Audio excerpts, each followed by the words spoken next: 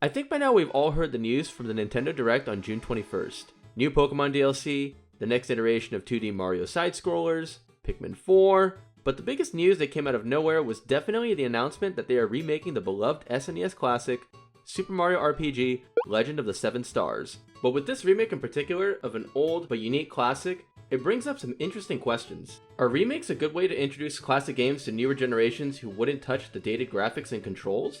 Or are they just a way for studios to slack on actually coming up with new and interesting ideas? And, perhaps more importantly, what even makes a remake good?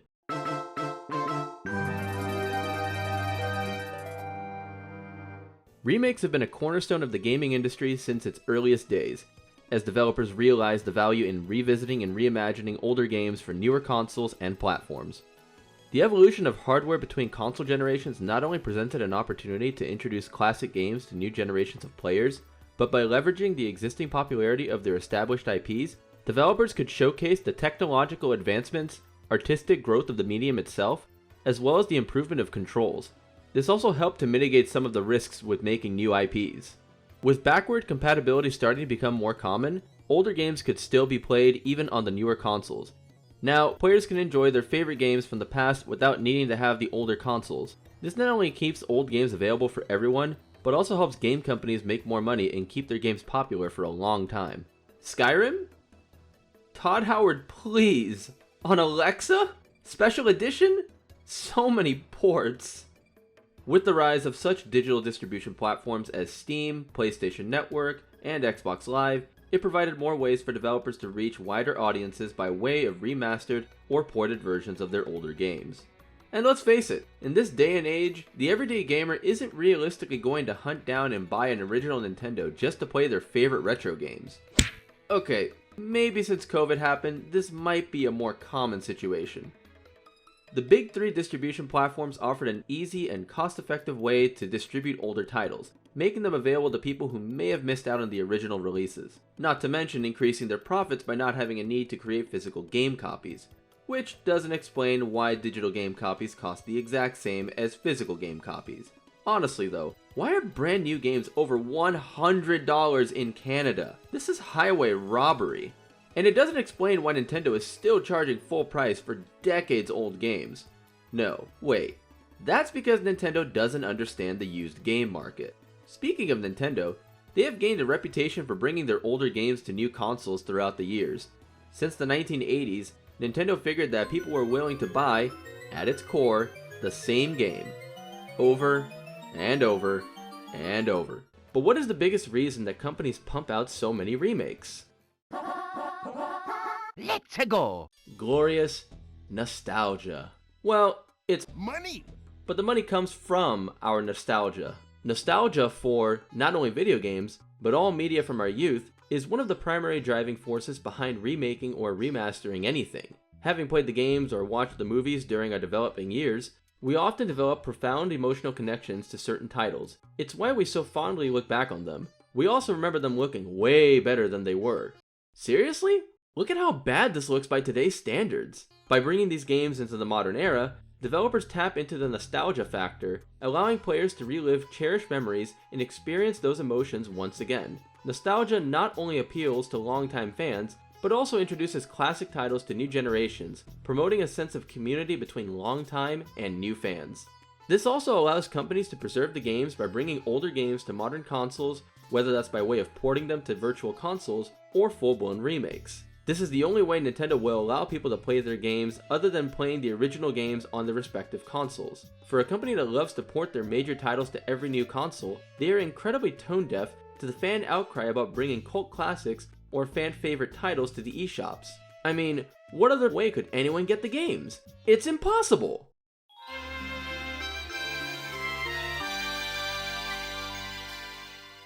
The early ages of gaming were a time of experimentation, innovation, and the birth of an industry that would grow exponentially into what we have today. But in the beginning, the home console market was dominated by Nintendo. Sega managed to grab a slice of the pie as well until 1995 when Sony released the PS1. There was actual console diversity now. With the innovations of the 5th generation of gaming consoles, it allowed the major game devs to expand their studios and work on a variety of different games, branching out from most games being platformers, beat-em-ups, and racing games. The late 90s to mid-2000s is generally considered the golden age of video games, a period characterized by a constant stream of highly acclaimed and influential titles that captivated gamers around the world. Throughout these decades, the gaming industry witnessed an unprecedented surge in creativity, innovation, and commercial success. Did you notice the theme? Yes.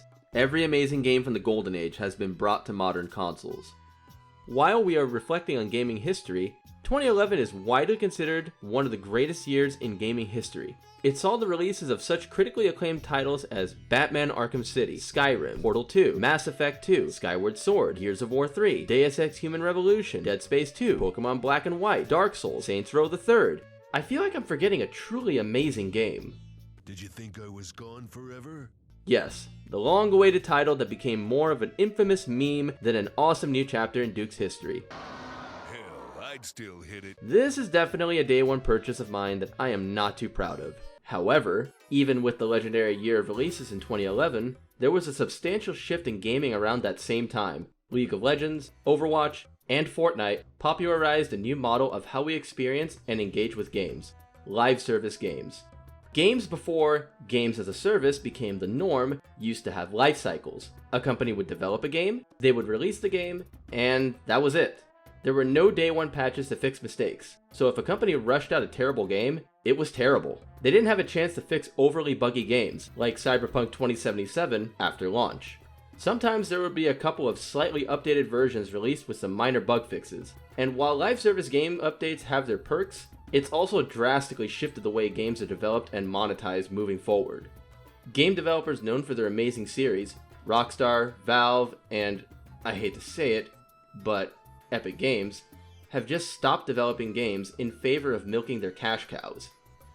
Rockstar, known for their violent games dating back to the 90s, used to release a game every year until they released GTA Online in 2013. Since then, they've only released Red Dead Redemption 2. Valve, the company who can't count to 3, have released some of the best game series of the last 20 years. They released a game a year until Dota 2 in 2013. They've since opted to focus on Steam as a platform instead of games, other than a few Dota spin-offs, the only true game being Half-Life Alyx, which is a VR exclusive. Epic Games created such classic series as Jazz Jackrabbit, Unreal Tournament, and Gears of War. They stopped creating games in 2017 after achieving unprecedented success with Fortnite. It's called Fortnite. Let's now talk Fortnite, shall we? A game that has dominated the market and generated immense revenue, not to mention the Unreal Engine and the Epic Games Store. So why invest resources in developing new games when a single title proves to be incredibly lucrative? It also doesn't help that one of the biggest companies in the world, Tencent, owns a stake in all of these companies, but that's another video. Bethesda stands out as an exception in the gaming industry. Even we made the joke about Skyrim's ports. Hey, you're finally awake. Bethesda has consistently delivered a steady stream of games year after year. Their portfolio includes multiple successful series such as The Elder Scrolls, Wolfenstein, Quake, and the revitalized Doom franchise, among others. Given their remarkable output, we'll leave Bethesda out of this one. Well done, Bethesda.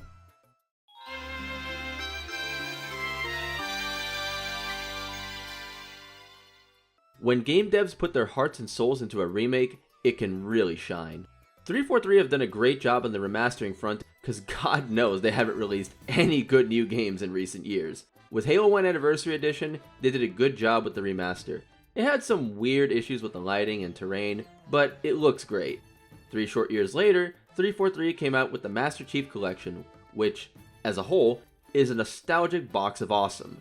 Having all of the Halo games from Reach to Halo 4 available in one place on not only Xbox, but also Steam? Say no more.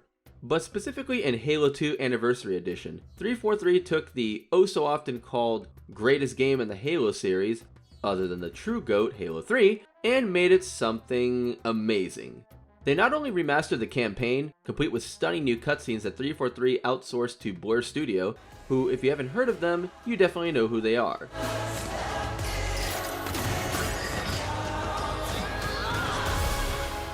But they also remade the multiplayer, revitalizing the competitive scene entirely. Being able to play through the campaign with your friends anywhere in the world is pretty cool too. The Resident Evil remakes have been a showcase on how to do it properly. The games have historically been bestsellers since the original release in 1996. It was a no-brainer to remake, as it would be a nostalgia trip for older fans and an awesome way for new fans to find the series. But they didn't just remake the games. They changed them, added to them. They made it so that they're essentially reimaginings of the original games. I'd say recent releases of Resident Evil haven't lived up to previous installments, but we're really talking about Resident Evil 6, and that came out in 2012, which, spoiler alert, I really don't think the Ustinok is truly dead, and I expect him around every corner in every new Resident Evil game I play. Look who's back. With the Resident Evil 4 remake just launching to critical acclaim, the Super Mario RPG remake could hope to gather the same accolades and be as well received on its launch. Remaking games can be great. Great for the companies that make them, and great for the fans who want to play them. Great if companies also spend their time and resources on developing other games. But the focus put on each and every company's previous IPs takes away a lot of resources they could be using to create new IPs, or actual good sequels to their existing IPs. The focus on the bottom line, make more money, affects the industry as a whole. I get it, you need to be profitable to make money, but without any true innovation comes stagnation. And we live in a world where most AAA titles are very stagnant. We're at a point where, unless it's a sequel, any new game that breaks out is an indie title. In a time where these massive game development studios have these outlandishly bloated budgets, they're being consistently smoked by indie studios. Remakes can be amazingly well done. Some are clear money grabs, GTA Trilogy Definitive Edition, excuse me. But when time, effort, and love is put into a remake, it shows.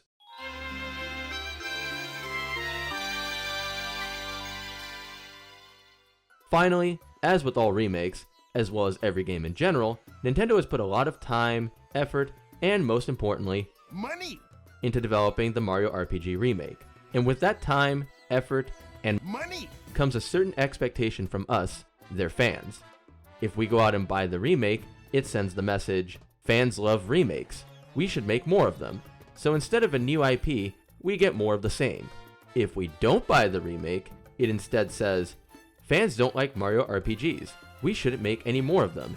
And as two avid classic Mario RPG fans, this makes us so incredibly sad. Nintendo has dug their heels into the ground for the last 16 years, or since the release of Super Paper Mario, and have made it clear that they don't want to give the fans a Paper Mario game like the first two. They claim they want to give fans new, unique, and innovative experiences. Yet the Super Mario RPG remake is not an original game. It's not an original concept. It's not an original world. There are no original characters. At its core, it's all been done before. The game has infinitely more in common with the first two Paper Mario games than it does with most of the shovelware Paper Mario titles we have gotten over the last decade or so.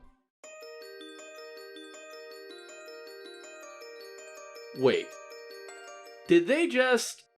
Oh my. Well, this changes things a bit. It's beautiful. Maybe we've been too harsh on Nintendo. They aren't that bad, are they? Wait. No. This is how they get you. See, I'm conflicted here. On the one hand, this is the one remake I've been waiting for 19 years, huh? But on the other hand, it's another remake. During the September 14th Nintendo Direct, they announced 2 more remasters, before taunting us with a glimpse of the first original F-Zero game since 2004. The first F-Zero game. And then giving us yet another Shovelware 99 game. Returns as a 99-player Battle Royale. This in particular makes me very annoyed at Nintendo. It's crazy how Nintendo has now announced 2 Mario RPG remakes in under 3 months, but any new games in beloved series are getting fewer and further between. If you've gotten this far through the video, why not check out our other video on The Legend of Zelda 4 Swords Adventures. Thank you for watching. Leave us a like, let us know how you feel about remakes in the comments below, and subscribe to see similar content to this in the future. See ya!